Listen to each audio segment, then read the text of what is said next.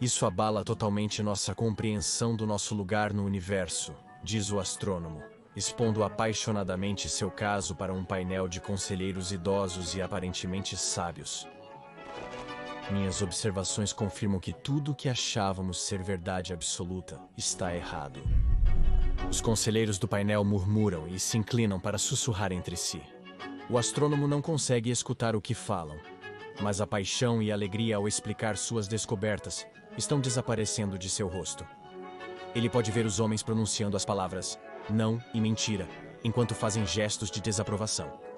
Mas como isso poderia ser? Eles não compreenderam o que ele estava mostrando? Talvez ele não tenha explicado de forma compreensível para eles. Aqui estava ele, o maior cientista de sua época, apresentando fatos concretos, respaldados por observações rigorosas. E essa era a reação deles. O grupo de conselheiros termina a consulta. O conselheiro-chefe limpa a garganta e todos na sala esperam que ele fale. Cientista real, este painel examinou suas descobertas e ouviu suas teorias. E decidiu que as ideias que você apresenta não são apenas incorretas, mas perigosas. O astrônomo não acredita no que ouve. Este painel, agindo sob a autoridade do rei, acusa você de crime de heresia. O astrônomo fica chocado. Ele tenta se aproximar do painel para implorar, mas é detido por 2 guardas que o seguram pelos braços. Parem! Parem! Sou um homem da ciência. Apenas mostrei a verdade. Mas ninguém parece se importar com seus apelos. O painel assiste o astrônomo ser arrastado da sala, resistindo e insistindo na sua inocência. Os gritos ecoam pela masmorra, enquanto o torturador dá mais uma volta na roda de tortura, esticando um pouco mais o corpo do astrônomo. Ele desconhece o tempo de duração disso. Horas. Dias. A dor tem sido excruciante e sem fim. Ele fecha os olhos, tentando escapar da tortura, refugiando-se em sua mente, mas leva um tapa no rosto e é trazido de volta à realidade da sua situação. De pé, à sua frente, está o conselheiro-chefe, o mesmo que o condenou a este tratamento desumano. Você pode encerrar isso quando quiser. Basta admitir seu erro e voltar à razão, e tudo isso acabará. O astrônomo não sabe se acabar significa libertá-lo ou matá-lo para cessar seu sofrimento. Porém, a resposta correta não importava. Ele não podia mentir. O astrônomo conhecia a verdade, e nenhuma dor, não importa quão forte ou duradoura, mudaria seu conhecimento. Desapontado, o conselheiro sinaliza para o torturador girar novamente o aparelho de tortura após a firmeza do astrônomo. Esticando, levando o corpo do astrônomo ao limite, como se seus ossos pudessem saltar das articulações. O conselheiro grita, retrate-se! Repetindo com mais intensidade conforme os gritos do astrônomo aumentam pela dor do torturador, girando o aparelho de tortura. O astrônomo fecha os olhos novamente. Ele tem certeza de que isso será o seu fim em breve. E que ele morrerá com o grande segredo que aprendeu, sem ter a chance de compartilhá-lo com o mundo. Mas, de repente, o astrônomo percebe que o cômodo ficou silencioso. O conselheiro não está mais gritando, e o torturador parou de operar a máquina. O astrônomo observa o conselheiro e o torturador reverenciando profundamente. Seu olhar continua subindo e ele vê o próprio rei, de pé diante dele. O rei encara o astrônomo pelo que parece uma eternidade, antes de simplesmente perguntar: é verdade?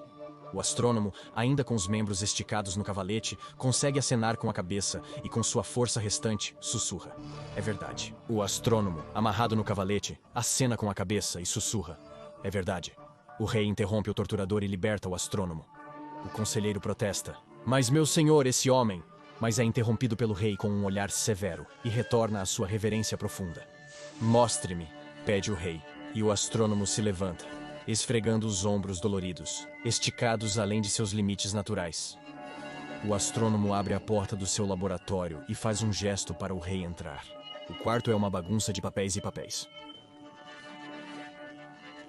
O rei é imediatamente atraído para uma mesa com um grande pergaminho. Ele espalha isso pela mesa e o examina, mas seu rosto não trai nenhum indício do que ele está pensando. Isso foi apresentado aos meus conselheiros? O astrônomo acena que sim. Você gostaria de ver por si mesmo? O astrônomo aponta para a janela, onde um tubo de latão está preso a um tripé. O rei aproxima-se do aparelho, sem saber operá-lo. O astrônomo demonstra, olhando através da lente ocular. Ele o move levemente, fazendo pequenos ajustes para garantir que está perfeito para o rei. Pronto, agora olhe. O rei se inclina para olhar pelo telescópio e uma expressão de choque surge em seu rosto. O que ele vê é a coisa mais incrível que ele já presenciou. Lá, bem acima no céu, invisível a olho nu, está um homem. E ele está olhando de volta para ele. O homem, ao olhar pelo telescópio, não vê a Terra, mas uma das mais estranhas anomalias do arquivo da Fundação Assegurar, Conter, Proteger. Este é o SCP-007, também conhecido como Planeta Abdominal. O SCP-007 é uma esfera localizada no abdômen de um homem jovem, ou melhor, no espaço, onde seu abdômen deveria estar, já que a maioria dos músculos, pele e órgãos que deveriam estar presentes simplesmente não estão.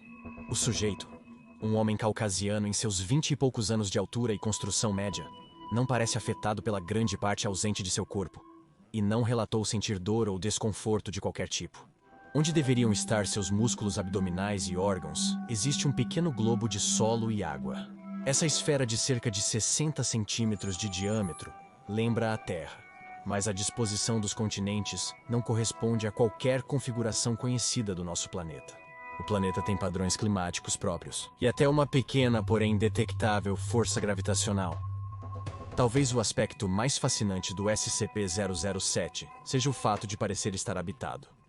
Organismos microscópicos, comparáveis à escala humana na Terra, foram vistos na superfície do planeta.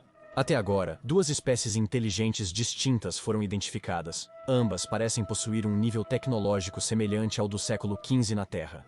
Não se sabe se os habitantes do planeta abdominal conhecem essas criaturas, ou o mundo além do seu planeta. As tentativas de comunicação com os habitantes do planeta foram interrompidas por altos membros da Fundação, aguardando estudos adicionais sobre os possíveis efeitos dessa interação neles, ou em nós.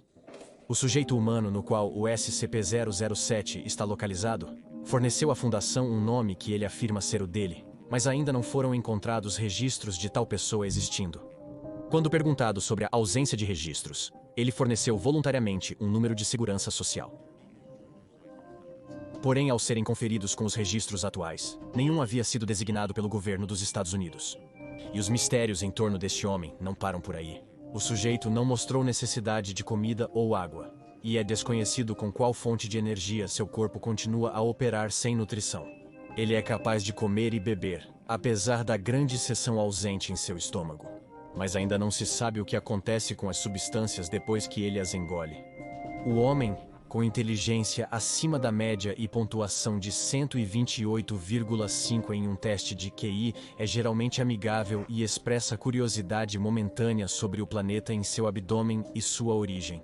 Quando questionado sobre a origem do planeta, ele respondeu muito objetivamente que eu simplesmente acordei um dia e lá estava ele, não tenho ideia de como ele foi parar lá.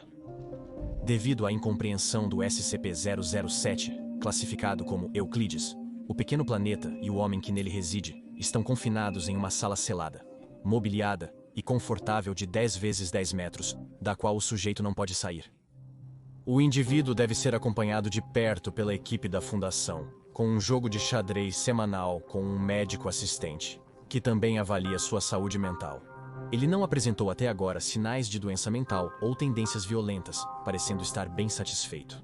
Em geral, parece satisfeito com sua vida limitada na Fundação, sem tentativas de fuga. Diversas solicitações para acesso a um computador com internet foram até agora negadas devido a riscos de segurança. Assista outro episódio do Dr. Bob. Inscreva-se e ative notificações para não perder anomalias enquanto nos aprofundamos mais. Nos documentos secretos da Fundação Assegurar, Conter, Proteger.